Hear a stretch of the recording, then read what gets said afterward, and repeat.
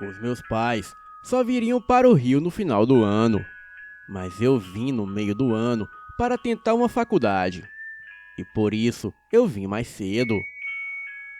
O apartamento era excelente e bastante grande. Ficava na Tijuca. Os móveis tinham ficado na casa da minha avó, que era bem espaçosa. Tinham ficado lá por 3 anos, porque o meu pai havia ido para os Estados Unidos a trabalho. E todos nós fomos com ele. A minha irmã de 18 anos, a minha mãe e eu, que na época tinha 19 anos.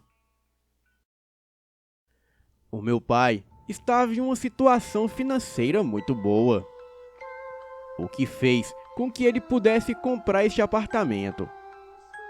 Então ele veio para o Brasil somente para fechar negócio.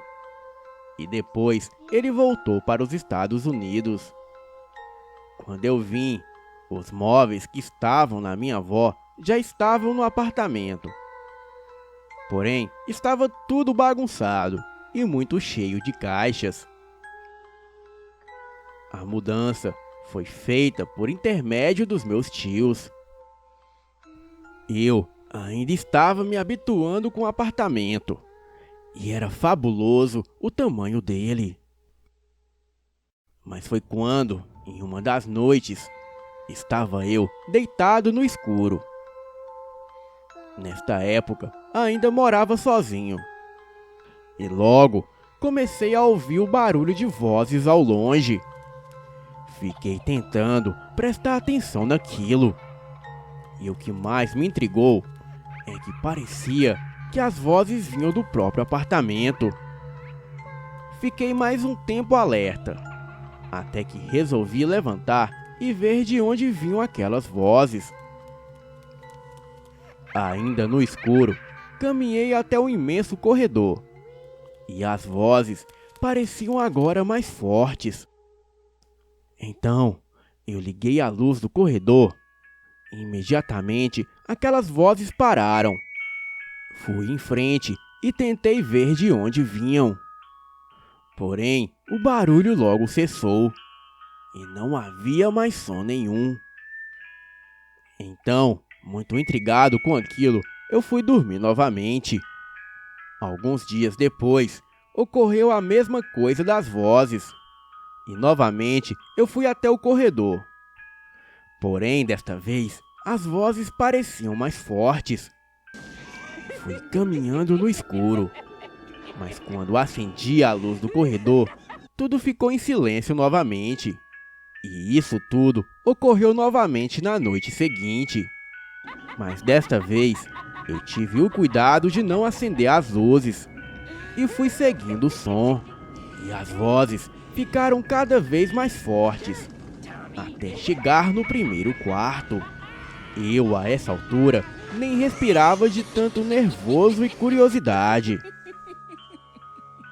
Eu estava escorado no outro lado da parede do corredor.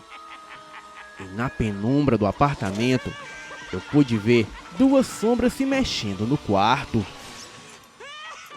Pude ver isso porque, embora todo o apartamento estivesse escuro, uma luz que vinha de fora do apartamento atravessava as frestas da janela. Portanto, dava para distinguir as duas sombras dentro do quarto que continuavam a falar. Não conseguia entender o que aquilo falavam, mas dava para distinguir uma voz feminina e a outra masculina, pois o tom era bem mais grave. Aquilo fez o meu coração bater a 1000 por hora. E quando tentei virar para fazer o caminho inverso para o meu quarto, eu estalei o osso da perna ao tentar virar de volta. Foi aquele estalo de osso justamente quando você não quer ser notado ou fazer qualquer barulho. Aquilo fez o meu estômago gelar, pois sabia que havia sido notado porque as vozes pararam imediatamente. Fui para o meu quarto atordoado, tranquei o quarto e só saí dali com o dia claro. Mas ainda estava na dúvida se aquilo era algo sobrenatural ou apenas um sonho. Sei lá. Bem, eu não queria falar com os meus tios sobre isso e nem com ninguém. Passei a dormir com a luz do corredor ligada. E algumas noites depois, eu vi uma sombra que refletia uma parte da parede do meu quarto. E essa sombra vinha projetada pela luz do corredor e tinha forma humana. O meu quarto era o último. Fiquei olhando aquilo e às vezes a sombra se mexia e outras vezes ficava parado. Eu, que era ateu, até rezar eu rezei. E depois de um tempo, aquela sombra não estava mais lá. Mas nas noites que se seguiram, eu ouvia vozes, barulhos de assobio, choro de criança e tosse. E um dia, eu estava com um colega de infância no meu quarto, jogando truco. E depois da primeira garrafa de cerveja, pedi para ele ir pegar outra garrafa para a gente. Alguns segundos depois, eu ouvi alguém gritando. E quase em seguida, o meu amigo entrou com os olhos arregalados, dizendo que tinha visto uma velha que sumiu em seguida, diante dos seus olhos. Ele estava muito afobado. Então eu disse para se acalmar. E quando estava mais calmo, ele me contou que foi pegar cerveja na geladeira e que depois de cruzar todo o corredor e entrar na sala, ele ouviu um barulho de roupa roçando e passos rápidos. E então ele olhou para trás e em seguida ele viu uma velha de vestido escuro segurando uma vela. E ela estava vindo atrás dele. E quando estava chegando nele, ela simplesmente sumiu, fazendo com que ele largasse a garrafa e gritasse. E em seguida corresse para o quarto. Realmente, daí em diante, eu não tinha mais dúvidas de que algo muito esquisito ocorria no apartamento. Falei para ele que já havia percebido algumas coisas estranhas. Eram barulhos, assobios, tosse, risadas de criança, palmas, pancadas na porta, vultos, vozes, choro e muitas outras coisas. Porém, não havia visto nada tão claramente como ele viu. A minha irmã e a minha mãe, que estavam viajando, logo chegaram de viagem. Porém, preferi não comentar nada com elas. Não queria assustá-las. Mas por outro lado, queria ver se elas percebiam alguma coisa de anormal. E após 2 noites, a minha irmã veio para o meu quarto, dizendo que estava ouvindo barulhos estranhos e alguém tossindo. Então ela perguntou se era eu. Disse a ela que não. E em seguida, ouvimos um assobio comprido vindo de longe. Daí, eu disse a ela que algumas coisas esquisitas vinham acontecendo naquele apartamento. Naquela noite, a minha irmã preferiu dormir em uma cama de rodinhas que ficava embaixo da minha. Eu não fiz mais alardes e deixei a coisa correr tranquilamente. Alguns dias depois, a minha mãe estava em seu quarto e o abajur que ficava em cima do criado mudo caiu em suas costas, sem mais nem menos, quando ela estava deitada de bruços.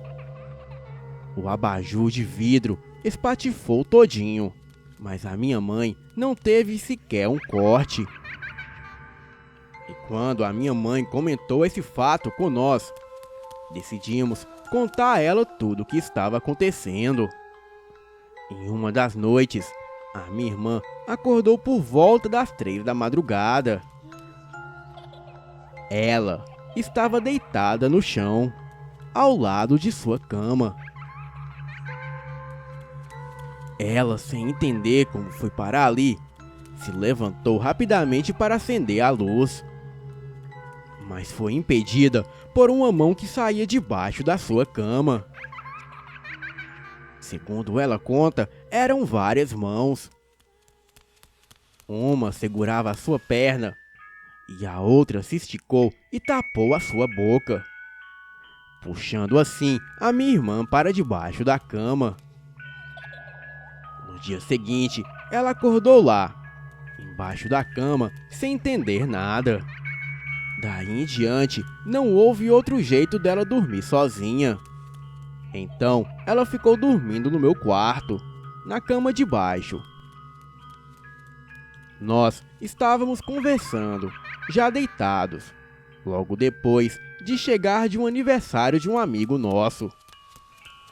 Então uma sombra apareceu no corredor e logo ficou ali parada.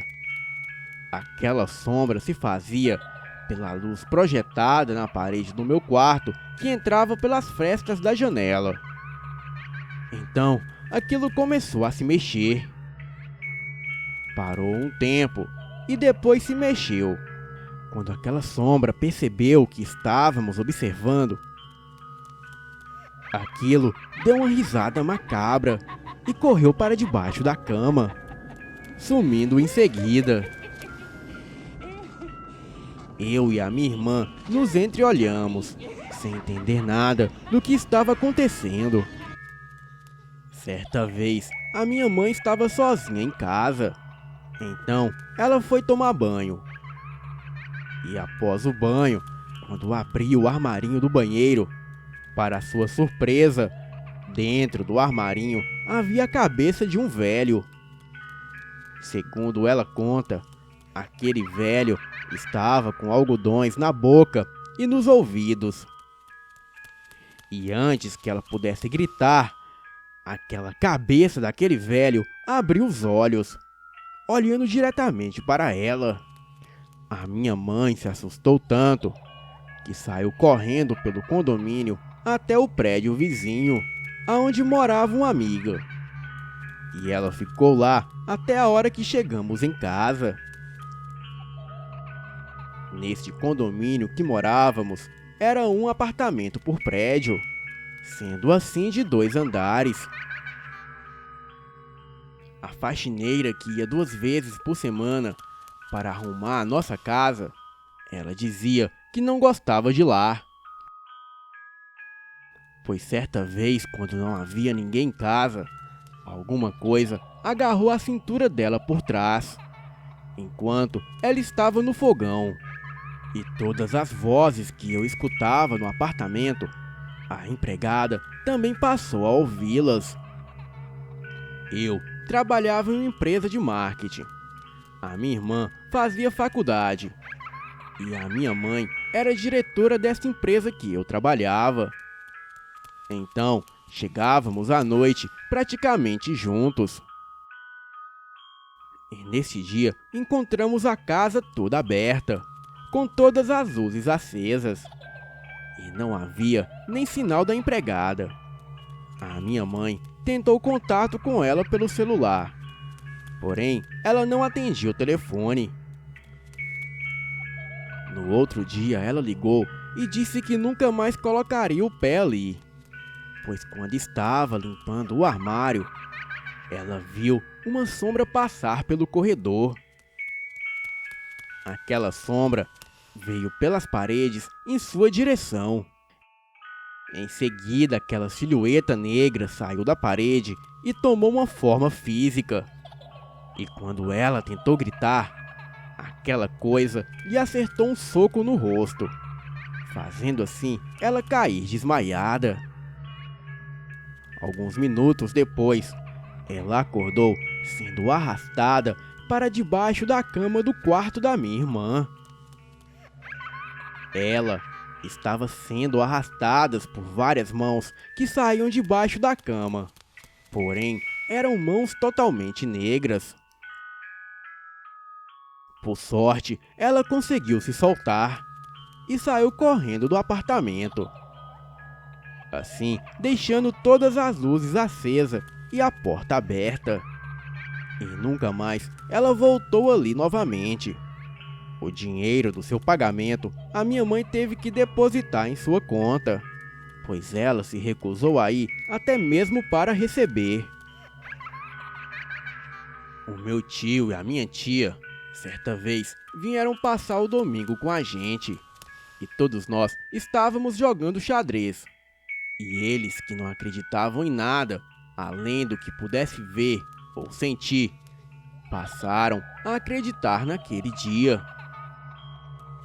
Pois a peça de xadrez, o peão, bateu bem no rosto do meu tio, quando simplesmente saiu do tabuleiro sozinho, enquanto jogávamos. E quando os meus tios foram dormir à noite, no quarto da minha irmã, eles contam que acordaram com um cheiro de fumaça. E quando olharam, o quarto estava em chamas. Eles saíram correndo e acordaram a minha mãe. E assim, pegando as garrafas de água da geladeira para jogar no fogo. Segundo eles, o fogo estava bem alto e já consumia o guarda-roupa e as cortinas. A minha mãe, muito apavorada, levantou rapidamente e foi até o quarto. Mas quando chegou lá, não havia nem sinal de incêndio. Tudo estava na mais perfeita harmonia. Isso tudo aconteceu em apenas 2 meses que estávamos naquele apartamento. E nós ficamos naquele lugar até o final do ano.